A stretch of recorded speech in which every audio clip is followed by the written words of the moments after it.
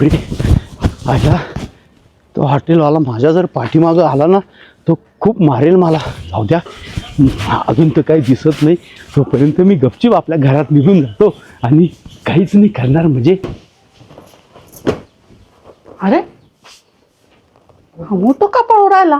मोठो मम्मी हा मम्मी हा अगं मम्मी हे बघ हा. माझ्याकडून एक चूक घडली ग मम्मी. इकडंच कुठं पळाला तो? कुठं पळाला यायला 10-15 समोसे खाल्ले होते मी तो. त्या पोराला तरी विचारतो. हे बरा मोठूचं घर माहिती का तुला? हा ये का? चल जाय चाल घरी. उन्हाचं कुठं फिरतो काय का घरात कोणी? हा का हो, या ना. मोठू कुठे आहे तुमचा? बसा. काय झालं? तुमच्या मोठूला बाहेर बोलवा तर सांगतो तुम्हाला.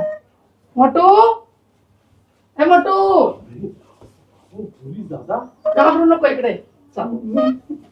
घाबरू नको. काय झालं? काय झालं?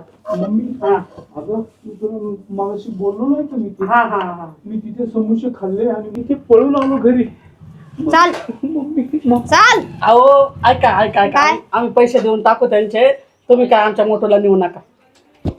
दादा दादा माझी चूक झाली ना मला माफ करा ना दादा.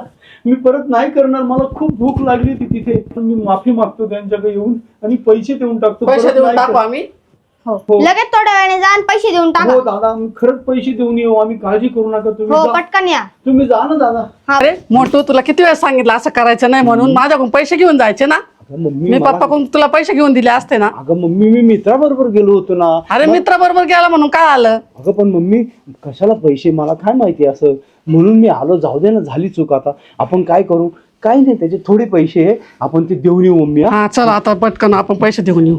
चल मग मम्मी तुझ्याकडे पैसे आहे ना ग? आहे अरे वा हं, माझी मम्मी